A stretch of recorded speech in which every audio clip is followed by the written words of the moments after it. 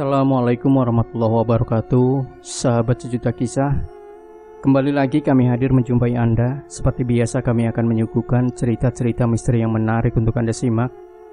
Dan untuk kesempatan kali ini kami sudah menyiapkan sebuah kisah misteri yang berjudul Kisah Sitarjo, Misteri Jasad yang Terabaikan. Menjalani kehidupan di dunia ini tentunya banyak sekali permasalahan yang harus dihadapi oleh kita. Namun yang terlihat jelas permasalahan dalam hidup, diantaranya permasalahan perekonomian. Karena garis hidup manusia tentunya berbeda-beda, kebutuhan berbeda-beda pula. Perputaran kehidupan juga tentunya ada, kadang di atas, kadang di bawah. Yang biasa diistilahkan perputaran itu dengan istilah bagai roda pedati, atau banyak lagi istilah lain yang tentunya memiliki arti dan maksud yang sama. Di saat perputaran kehidupan berada di bawah, sudah jadi barang tentu kita harus ekstra berjuang demi kelangsungan hidup jauh untuk lebih. Minimal cukup untuk kebutuhan sehari-hari saja sudah bersyukur.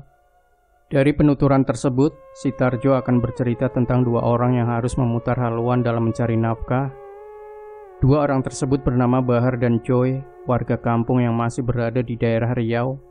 Bahar dan Joy biasa bekerja sebagai pencari kayu.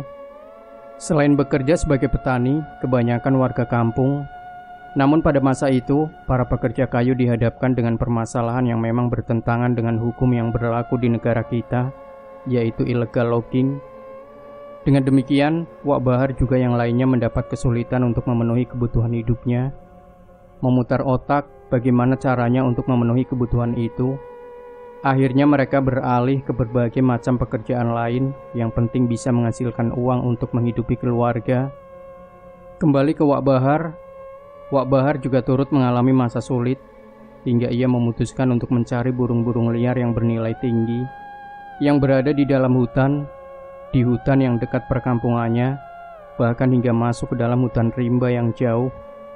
Ia membeli beberapa alat sebagai properti menangkap burung seperti pikat dan lain sebagainya. Suatu sore Wak Bahar tengah duduk santai di teras rumah sembari minum kopi dan merokok. Wak Bahar berencana esok pagi hendak berangkat ke hutan untuk mencari burung. Namun ia berpikir tidak asik rasanya pergi sendiri. Jika bersama teman tentunya ada teman mengobrol. "Ngapain termenung, Wak?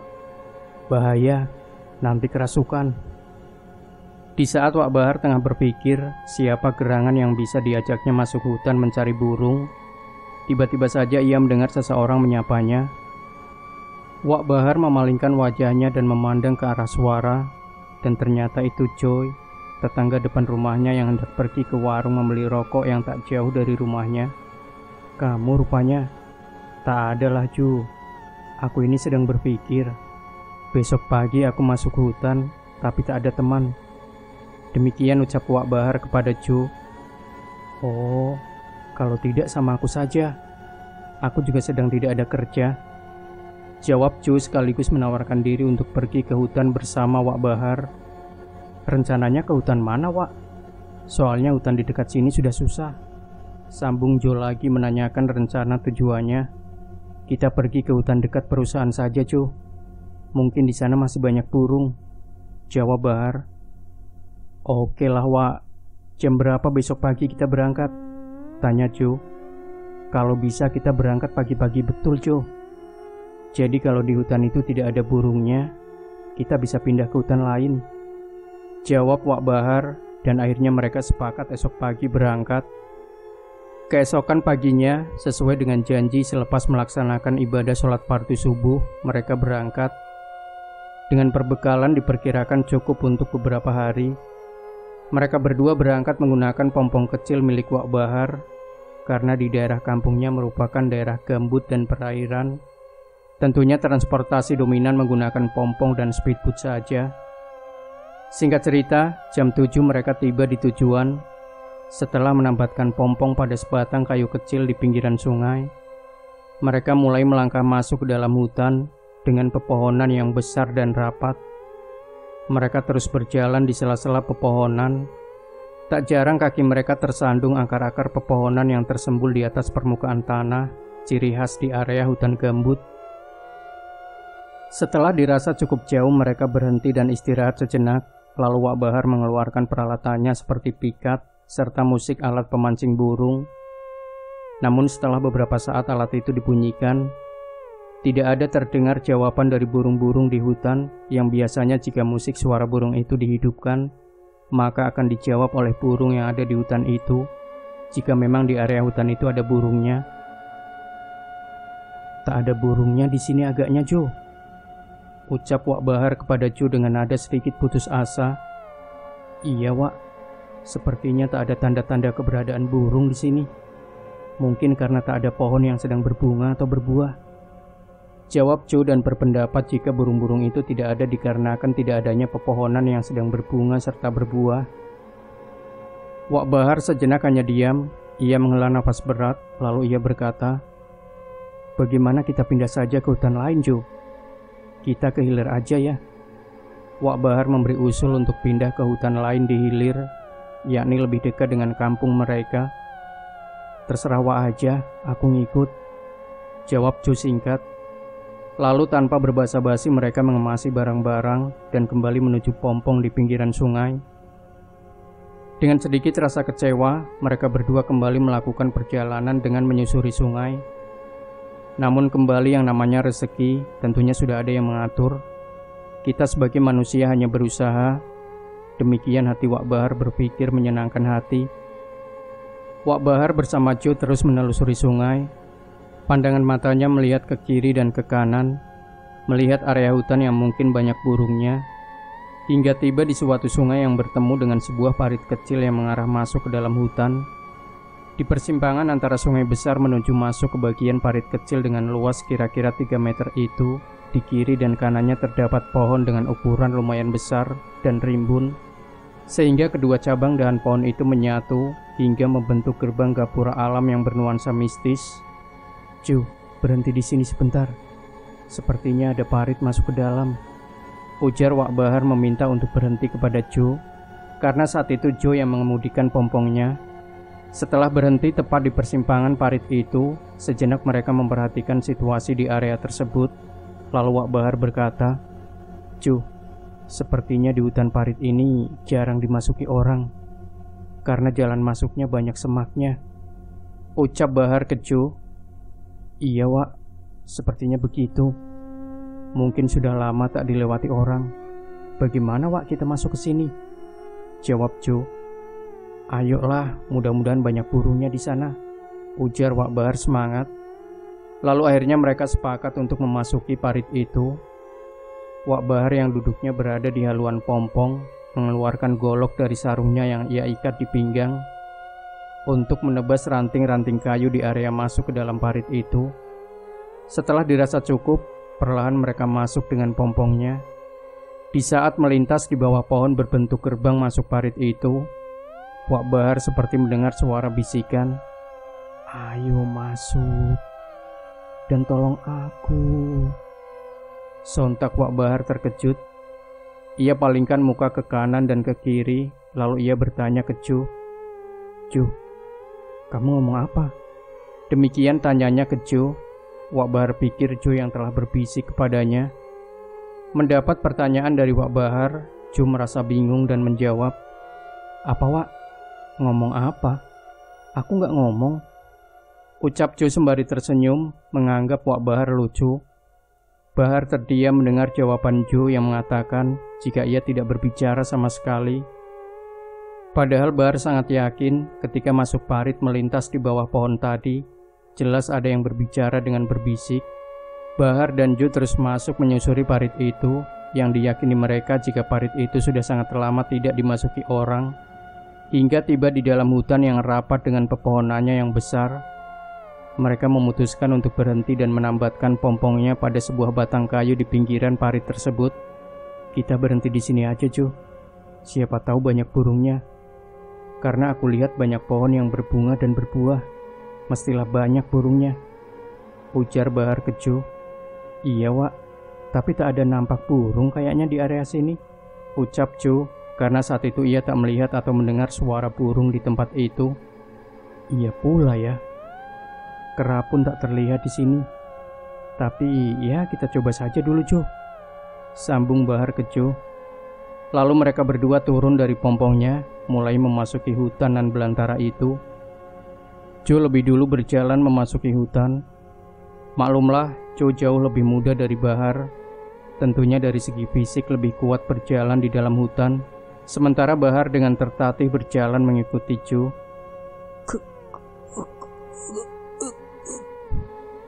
Di saat tengah berjalan, tiba-tiba saja Wak Bahar mendengar suara aneh dari sebelah kirinya. Suara itu seperti suara seseorang tengah tercekik, atau seperti hewan tengah dipotong lehernya. Sejenak Wak Bahar menghentikan langkah. Ia palingkan muka ke kanan dan ke kiri, menyapukan pandangannya ke segala arah. Namun ia tidak mendapati apapun selain semak belukar dan pepohonan dengan ukuran raksasa. Saat itu Wak Bahar mulai merasakan hal yang tak nyaman di hatinya. Namun ia berusaha tetap berpikir positif. Bahar kembali melanjutkan jalan untuk menyusul Jo. Baru saja beberapa langkah Bahar berjalan. Astagfirullah. Bahar beristighfar karena kakinya tersangkut pada akar kayu yang menyembul di tanah. Ciri khas akar kayu yang tumbuh di tanah gambut. Kembali Wak Bahar menghentikan langkahnya. Karena selain kakinya tersangkut, juga sepatu sebelah kanannya terlepas. Wak Bahar berhenti dan membungkukkan badannya untuk kembali memasang sepatunya yang terlepas. Di saat itulah tiba-tiba, "Krusa!" Dari sebelah kanan, Bahar mendengar suara gemeresek pada semak belukar di sebelah kanannya. Refleks Bahar memalingkan kepalanya dan menatap ke asal suara. Astagfirullah. Seketika tubuhnya terasa terkena aliran listrik yang besar. Jantungnya terasa berhenti berdetak. Bagaimana tidak, di saat itulah Bahar melihat sesuatu yang benar-benar membuat ia terkejut, bahkan ketakutan. Di sebelah kanan ia melihat sesuatu menempel pada sebatang pohon yang besar dengan akar lebar laksana sayap. Ya, yang menempel pada sebatang pohon besar itu adalah kerangka manusia dengan posisi berdiri, serta kedua tangan terpaku pada pohon itu, menghadap ke arah Bahar. Kondisi kerangka manusia itu terlihat masih lengkap. Beberapa saat Bahar terpaku kaku, dalam hati ia terus berdoa, berharap apa yang tengah ia lihat itu tidak nyata. Lalu dengan perlahan ia berdiri serta memalingkan wajahnya ke depan, di mana Jo tengah berjalan beberapa meter di depannya. "Jo, berhenti, tak usah masuk lagi," ucap Bahar berteriak memanggil Jo. Mendengar Bahar memanggil dengan suara keras, sontak Jo merasa heran, dan seketika ia berbalik dan memandang ke arah Bahar. "Astagfirullah, Wak," ucapnya Jo beristighfar. Dengan raut wajah terlihat pucat pasi. Lalu Jo memalingkan wajah serta pandangannya ke arah lain. Terlihat tubuhnya gemetaran, layaknya seperti orang tengah ketakutan. Mungkin Jo melihat juga apa yang dilihat Wak Bahar sebelumnya. "Jo, engkau lihat juga kan?" tanya Wak Bahar dengan suara bergetar. "Iya, Wak, aku lihat juga," jawab Jo membenarkan. "Balik aja, Wak, tak baik kayaknya tempat ini," ucap Jo lagi. Lalu tanpa kata terucap sedikit pun dari mulutnya, Bahar berjalan dengan tergesa mendekati Jo, tanpa sanggup melihat ke belakang. Mereka terus berjalan di celah rapatnya pepohonan di hutan itu. Mereka memutuskan untuk berputar arah menuju ke tepian parit, di mana pompong mereka tertambat. Walau sebenarnya pompong mereka tidaklah jauh dari tempat di mana mereka melihat ada kerangka manusia di pohon itu. Namun mereka terus melewati pohon di mana kerangka manusia itu berada. Karena rasa takut yang teramat sangat, mereka memilih jalan lebih jauh daripada harus melewati kerangka itu. Memang terkesan konyol apa yang mereka lakukan saat itu. Mereka menghabiskan waktu berputar-putar melewati hutan yang sulit, serta memakan waktu yang sangat lama untuk sampai di pompong. Bayangkan saja ketika mereka melihat kerangka manusia di pohon itu, sekitar jam 9 pagi, dan mereka tiba di pompong itu sekitar jam 2 siang. Padahal jika mereka tidak panik dan tidak takut, letak pompong mereka tidaklah jauh dari posisi mereka berada saat itu, kira-kira hanya 100 meter saja dari pohon yang terdapat kerangka manusia. Dan perkiraan paling lama hanya menghabiskan waktu 30 menit saja untuk sampai di pompongnya. Tapi ya, yang namanya panik dan rasa takut dapat menghilangkan akal sehat. Akhirnya tanpa disadari, justru menempuh jarak yang lebih jauh serta memakan waktu yang sangat lama. Singkat cerita, akhirnya Wak Bahar dan Ju tiba di pompongnya. Lalu dengan tergesa-gesa mereka hendak meninggalkan area tersebut. Namun mungkin karena fisik mereka sudah teramat sangat lelah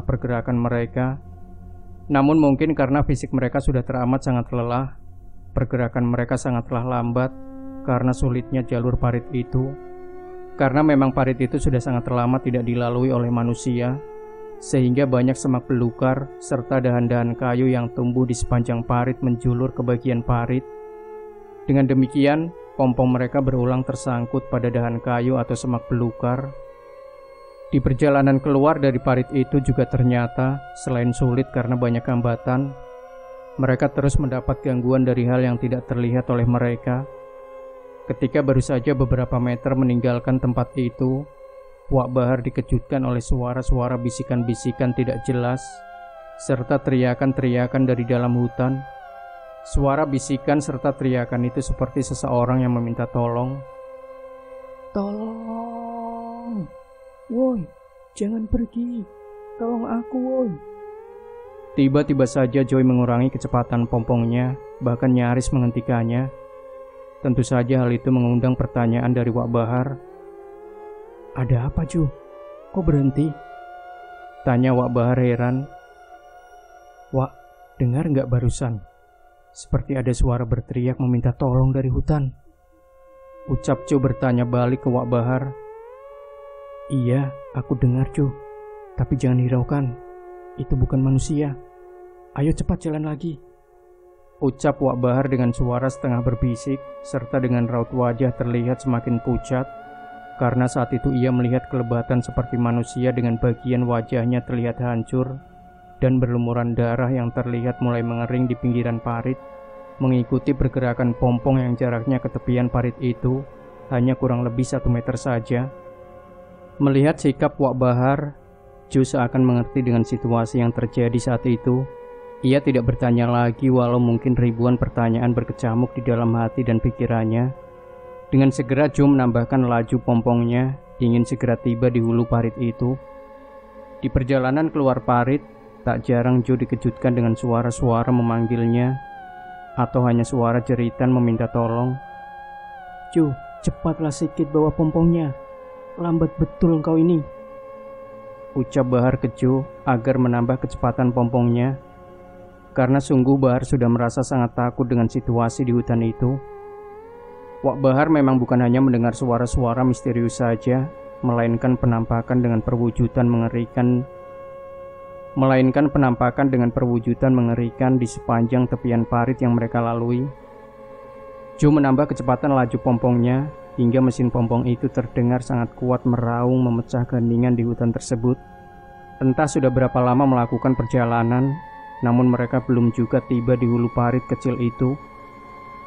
"Wak, aku rasa ini ada yang tak betul. Waktu kita masuk tadi pagi, rasanya tidaklah terlalu jauh. Tak sampai 1 jam dari sungai besar, kita sudah sampai ke tempat tadi. Nah, sekarang dari jam 3 sore sampai saat ini, belum sampai ke sungai besar. Coba Wak, lihat jam berapa sekarang. Udah mulai gelap nih," ucap Ju yang mulai merasakan hal tidak baik pada mereka saat itu. Mendengar ucapan Ju, Wak Bahar memandang ke sekelilingnya, dan benar saja hari mulai gelap. Apalagi saat itu mereka tengah berada di dalam hutan. Lalu ia melirik pada tangan kirinya, di mana ia memakai jam tangan. "Astagfirullah, iya Ju, sekarang sudah jam 6 sore, sudah mau maghrib," ucap Bahar merasa terkejut, seakan ia baru menyadari keadaan.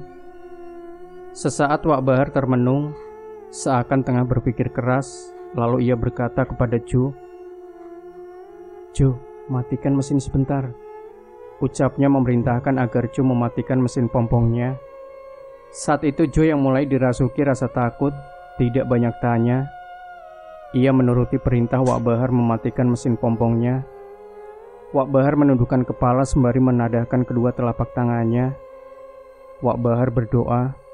Kira-kira 10 menit, Wak Bahar mengusapkan telapak tangan ke wajahnya, tanda telah selesai berdoa. Gruza.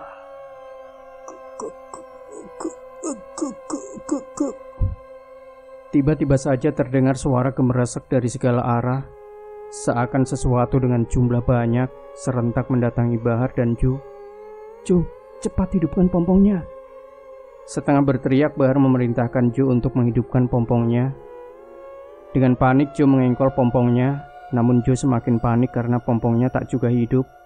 Sementara suara geraman dan suara-suara aneh terdengar semakin dekat dari arah kiri dan kanan mereka. Ayo, cepat Jo, teriak Bahar. Iya Wak, ini gak mau hidup juga, jawab Jo panik. Cobalah baca bismillah dulu Jo, ucap Bahar lagi semakin panik. Akhirnya dalam situasi yang benar-benar menegangkan, Jo berhasil menghidupkan pompongnya dan langsung menjalankan pompong kayu itu meluncur dengan cepat, meninggalkan tempat nan menakutkan itu. Entah berapa lama akhirnya mereka berdua melihat dua batang pohon besar yang tumbuh dengan kekar di dua sisi parit. Ya, itulah pintu masuk ke parit itu yang membentuk gapura alam, seakan itu merupakan gerbang ke dalam dunia mistis.